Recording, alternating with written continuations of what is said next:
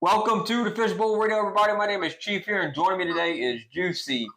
We are going to be doing, catching up on Ragin Cajuns Baseball and LSU Baseball here, in addition to some midweek action with LSU'S Softball and Louisiana Ragin Cajuns Softball midweek action. They just played Texas A&M, and it did not go the way of the Cajuns tonight, unfortunately. Without further ado, let me introduce everybody to Juicy. How you doing today, Juicy? Well, I'm good, man. How's it going? I'm doing very well, my dude. So we got some stuff we got to talk about here. So obviously, the big series this week is number 12 Kentucky versus number 1 LSU. Almost swapped them there for a second there, which game kicks off on Thursday. So kind of an interesting game time is at 6 p.m. Juicy, what are some things you are looking forward to in this series with Kentucky? It's going to be on the SEC Network tomorrow if you're trying to catch that game as well.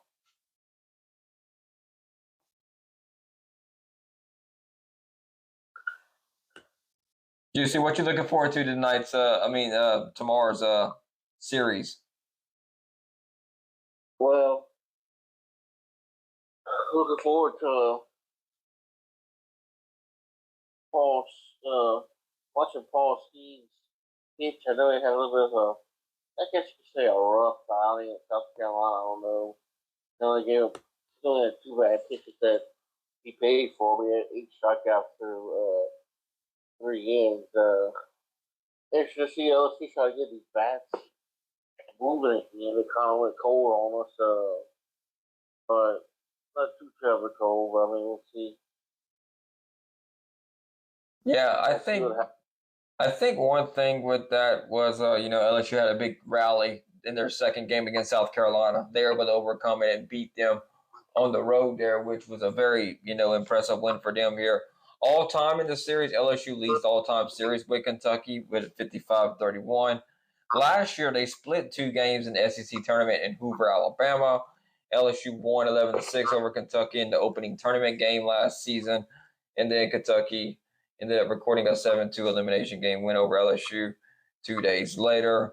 LSU's won 13 of the last 19 SEC regular season series against Kentucky in a 2-1 series victory in their last regular season meeting on the April 9th through April 11th series in 2021 in Kentucky. So the 3 guys Tigers are going with this weekend. Paul Skeens is game 1. Ty Floyd is going to take up game 2, and Christian Little is going to take up game 3. Paul Skeens, like you said, has been having a very good year. Got a 1.14 ERA, and he has 91 strikeouts so far in this season here, and only 8 walks on the year. So it's going to be very interesting to see both these teams play each other out and see what they're going to do here. So LSU's won 8 of its last 10 games, including a 2-game series split against South Carolina. Last game got rained out. How do you think that's going to do for LSU this upcoming weekend? You see, coming off, you didn't play a full series last week. Does it hurt LSU that didn't play that last game against South Carolina from an RPI standpoint? We can tell because South Carolina is now number 3 in the country. Right now, they moved up in the recent polls going on in there, but you think that really hurts the Tigers? I don't believe it does RPI wise. Certainly not ranking wise, and going forward, the only thing that might matter is Arkansas plays 30 games and LSU plays 29, or number 1 seed the SEC plays 30 games, and LSU will play 29 if they don't have as many wins or whatever. That might be what they play, but other than that, I don't see it being an issue at all. LSU proved they were number 1 in the country with a comeback on Saturday to split the series. Remember, I'd actually predicted LSU was going to drop that series 2 out of 3. Yeah, so, it's the best case scenario that they only have to split the series. So far in SEC standings here. So if we're going to keep track of everything, Arkansas currently is leading the conference at 8-4, LSU 7-4, and they got a They got a 3-game lead over Texas A&M, and the rest of the SEC West is kind of like not. After Kentucky, LSU schedule gets much easier. Yeah, so Kentucky's 9-3 in conference. It's really the East that's kind of more tighter for sure. The top 4 teams in the East are Vanderbilt, South Carolina, Kentucky, and Florida. They're definitely the stronger of the side of the conference because Vanderbilt's 11-1. You got South Carolina in there, Kentucky, and Florida. Tennessee has a very. It's crazy how Tennessee is this year compared to where last year, and how they're 5-7 in the conference this year. And LSU won the series against Arkansas, so they definitely owned a tiebreaker against them if it has to be used here. Arkansas is leading because of that one game, like you mentioned earlier, with them not playing that third game and why they were upset they didn't play the third game here. That way you could have had, like, if LSU won, they've been 8-4, but there's still time in there for, all that to get settled anyway, which, if I'm really being honest, it doesn't really matter who's the regular season SEC champion anyway. No. It's like the tournaments are more important. That's how basketball is set up, and that's how baseball is set up. The conference SEC champion, the conference tournament is more important than if you won the regular season. That's just the fact of how everything is these days. So, with that being said, and everything Kentucky here, they like you said, LSU does get an easier schedule here. So, after Kentucky, so that's going to help them out here. Kentucky, on the other hand, they're coming off of they lost. They dropped the series to Georgia last weekend. They got postponed that second game against Georgia. They won 7-4 their first game. They were 0-3 in their third game and 2-6 Sunday on April 9th. And it's just going to be one of those and then before that, they swept Missouri. They won the series against Alabama, and they swept Mississippi State. So they have nobody yet. So, but they're back into that conference. I'm going to tell you, these series coming up for Kentucky is really going to test them here a good bit. They got A&M coming up, which I think Kentucky will take care of A&M. I think they're better. I think they're a better baseball team. They got Vanderbilt. That's their next series after A&M. Then they got South Carolina. Then they got Tennessee. Then you got Florida. That's a gauntlet. Like I was talking about with SEC standings and why the East, you got Vanderbilt and South Carolina back-to-back series. That's tough for Kentucky. That'd be tough on anybody to be able to go through there and be able to. LSU, so. Yeah.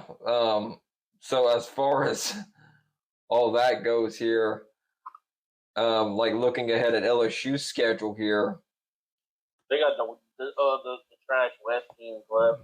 Yeah, all you got left here, you got the biggest one left is Kentucky, obviously. If you look through this series here, then you got Ole Miss. You go on the road, take on Ole Miss, home against Alabama, at Auburn, home against Mississippi State. Then you end up finishing your regular season at Georgia. Definitely slacks off here from how LSU's played against. I'm going to put this in a scope here. So, from number 15 to, number 5 in Arkansas, and number 6 in South Carolina, number 10 Tennessee, whenever they played. They won the series against Tennessee. Competition already. Yeah, they've had tough competition. There's no doubt about that. To A&M, they beat them 2 out of 3. Arkansas, they won 2 out of 3. Tennessee, they won 2 out of 3. South Carolina, they may have actually beaten South Carolina that Sunday game because I think once they get their bats going and stuff. LSU hasn't swept nobody yet, but I think that's going to change with a couple of those opponents later on in the. Yeah, I'm thinking after Kentucky, they'll get a sweep in there somewhere. They're going to either sweep Ole Miss, Alabama, or Auburn, or even Georgia. They're going to get one of those teams. Mississippi State, even maybe. I don't think they'll get Mississippi State. I think they'll win 2 out of 3 in that series, but. As far as this weekend, I'm going to go with LSU taking 2 or 3 against Kentucky. I like but the only thing I'm worried about with LSU is the injuries in their pitching staff right now. Their pitchers have been getting injured a good bit, but they're going to get some of those guys back, and that should be able to help them out, boost them up a little bit toward the end of the season. Right now, it's not time to rush anybody back because you're in a good spot when you look at these standings and how you are with everything here. Like we mentioned earlier, the West, I wouldn't really worry about it too much. Get you guys healthy, get ready for tournament time because you're going to need a deep pitching rotation whenever you get deep into tournament time to be able to pull through. So I got LSU winning 2 or 3 this weekend. What you got, Juicy? I'm gonna agree with you. I got to win 2 out of 3, and I think their pitching will be okay for now. Because, like you said, I mean, Skeens will get you 7, 8 innings easily. Ty Floyd, my brother bashes him. He always some people bash him or knock him or whatever, but he does enough. To me, he's not terrible. He does enough to not give the game away and help keep LSU in the game while going 5 or 6 innings. So he doesn't tax the bullpen and he keeps them in the game. So I mean, I guess all you can ask him number 2, and then while we don't have a set number 3 guy, but hopefully with the return of one of those guys, Jaden Coleman or Chase Shores or somebody, we can find us a number 3. But the offense, I think being back at Alex Fox, I think the bats will come back alive. Dylan Cruz will get back on track. He's kind of slumped a little bit. Being on the road, just they haven't had much playing on the road, but I think they'll be all right being back at home. Yeah, so as far as LSU stats and figures go, they are number 4 in RPI, 19th in strength of schedule here. So, like I always say this, you're a good team or a great team or an average team or a below average team when you look at quadrant records, right?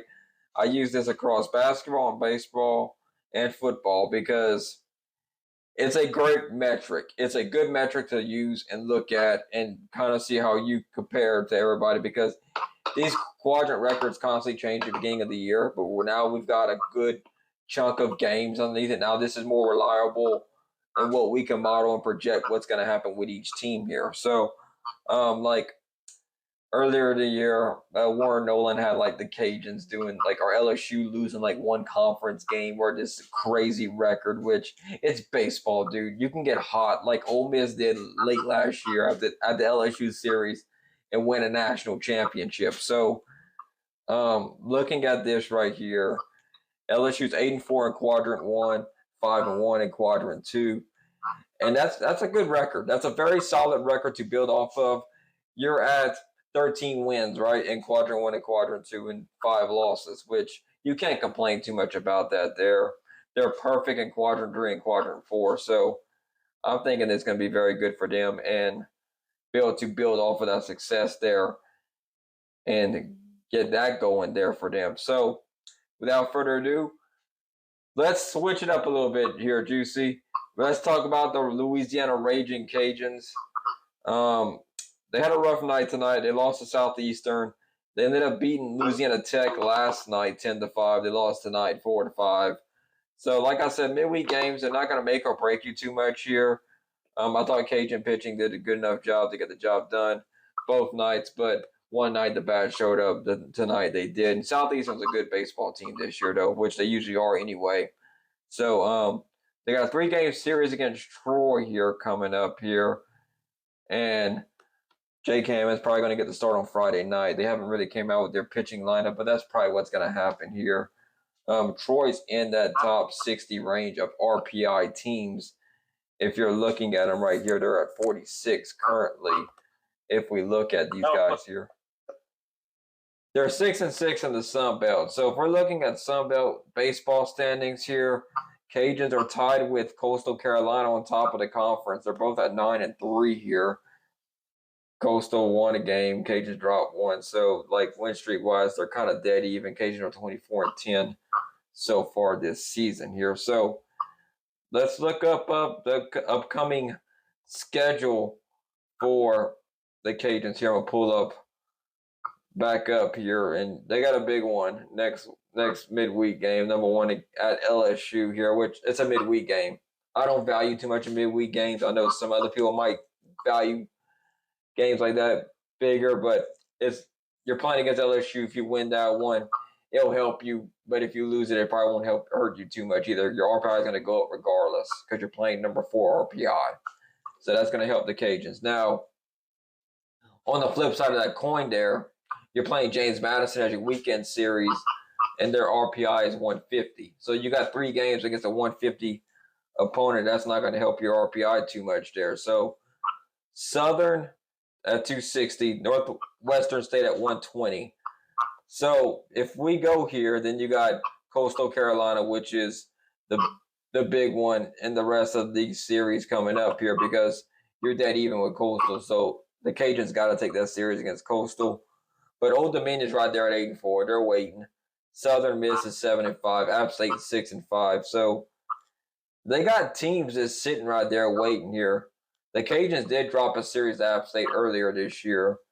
So I really don't know. Like a lot of the teams the Cajuns beat so far in conference play have been like toward the bottom of the Sun Belt. So I really don't know what to expect with the Cajuns going forward here. If they can sweep Troy, that'll make me feel better. James Madison's 5-5 themselves. You know, you're kind of in the middle of the conference at that point. They got winning records at least here, playing them right now, but the Cajun schedule is definitely going to ramp up for sure here because you got Troy, James Madison, Coastal, then you got UOM, Texas State, and then Southern Miss. It's going to ramp up for sure.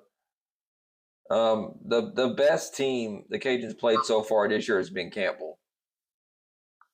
Campbell's been that team that it's kind of like that darling, right? That sweetheart darling. And it was, you know, they're kind of a private school. So the Cajuns lost 2 or 3 in that one. But so they can beat good teams. They've proven they can do that.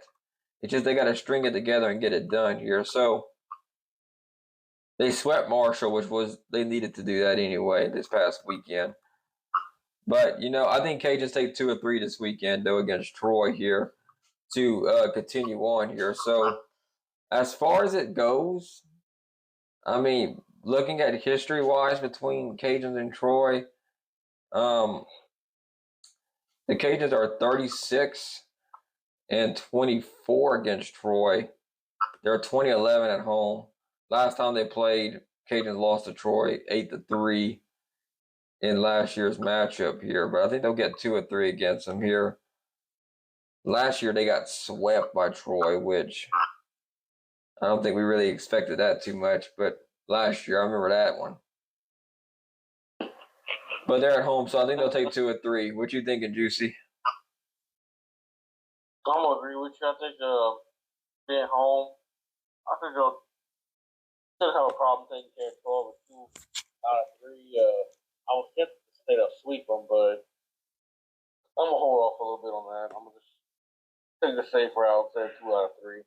Like the Cajuns schedule this year, they're at a 145 in strength of schedule. And that worries me because when you get down to tournament time and you try and do at large bids, Cajuns are at 68 RPI. It's not looking great. Like they need to start like sweeping these guys and stuff. But that RPI is going to go up. It's going to go up when they play LSU and these like the tougher part of the schedule is coming up. So one note, here's predicted results off of this simulation here. Troy, they're going to sweep Troy, lose to LSU.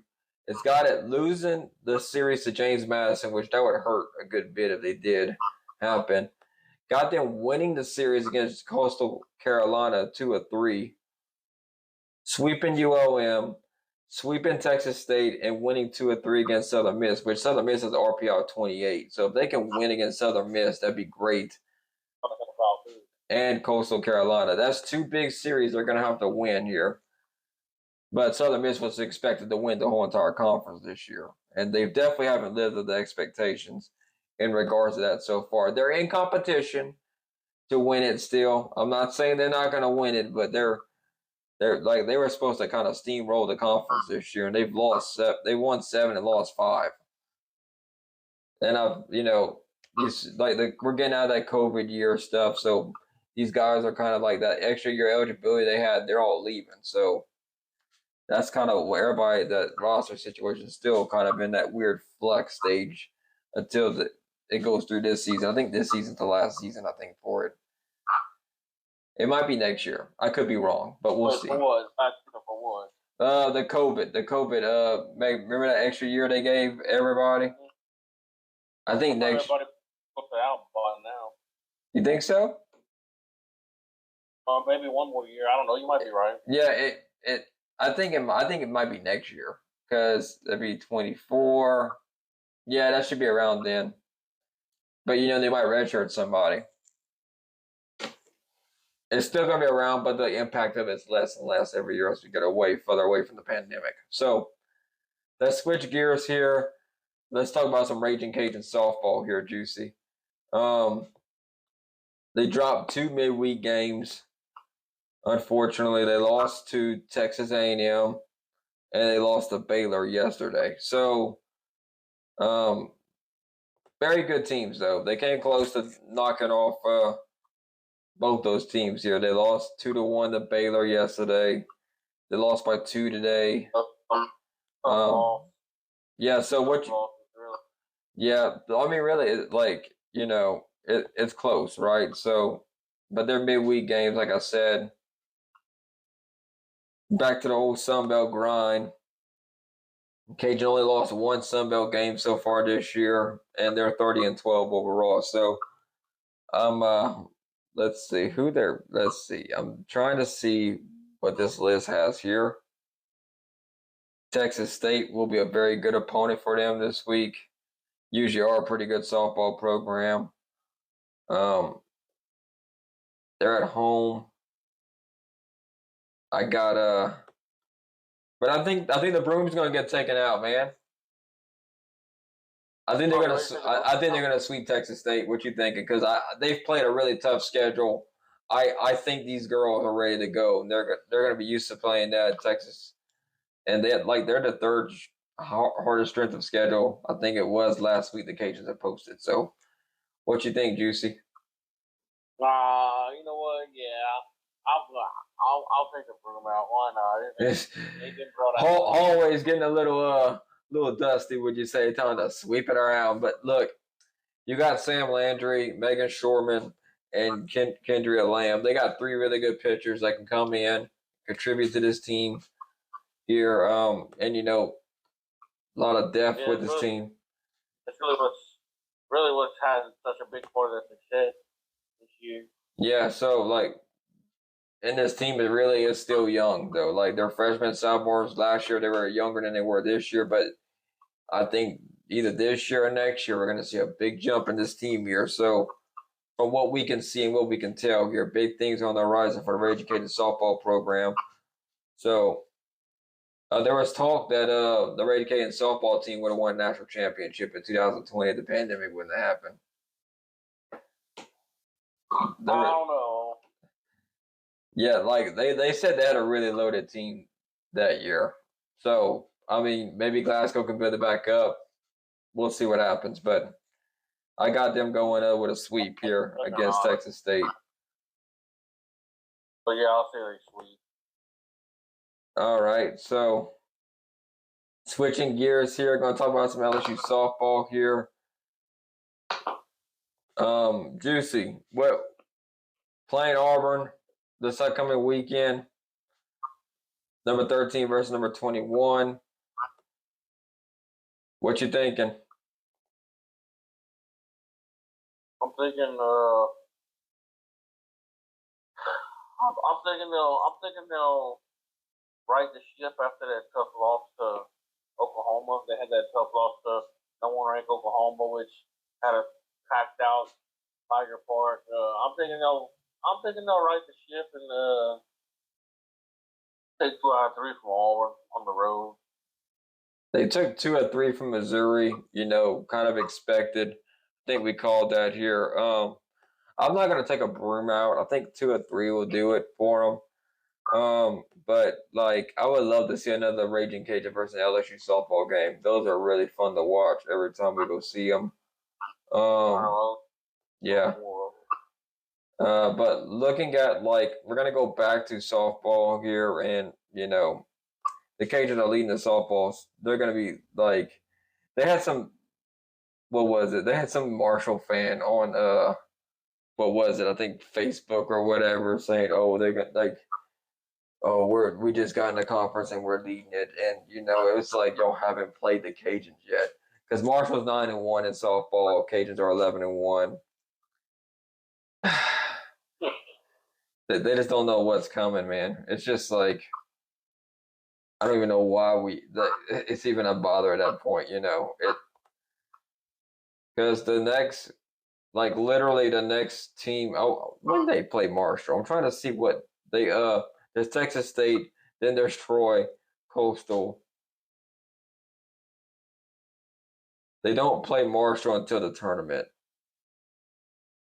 Yeah, they don't play Marshall in the regular season. They have to play them in the tournament. Yeah, that'd be the only time they play them. Yeah, so we'll see what happens then. But I think Cajun would blast Marshall, to be honest. But anyway, that's just the way it goes. So anyway, so SEC, let's go to their standings here for softball real quick here so we can pull that up and get all that stuff going here. But I think pitching wise, and I think the Tigers are kind of struggling in that regard with pitching a little bit. Because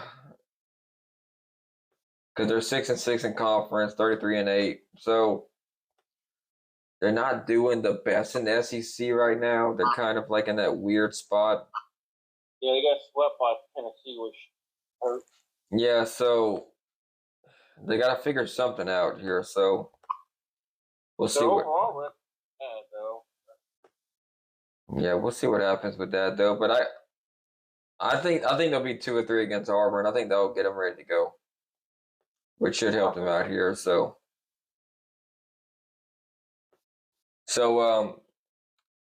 thank y'all for tuning into the Fishbowl Radio here tonight. And I think we talked about a good bit here. I'm expecting Cajun softball to go have a good run in the tournament this year. They should be able to get to the super regionals. I think they'll get out of the regionals this year.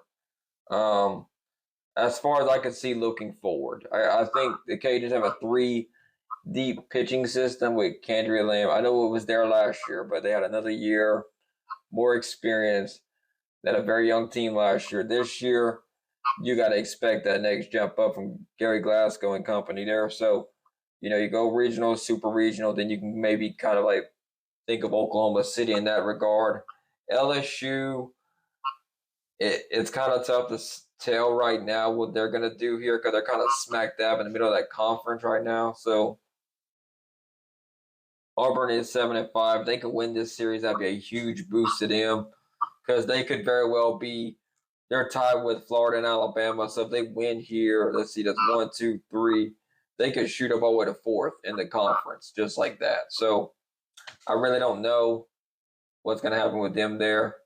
Anything just you want to say before we go there here? I think we're good. All right. Thank y'all for tuning into the Fishbowl Radio. Hope you have a great and wonderful day, and we'll see y'all next week. Have a good night, Fishbowl Nation. Night.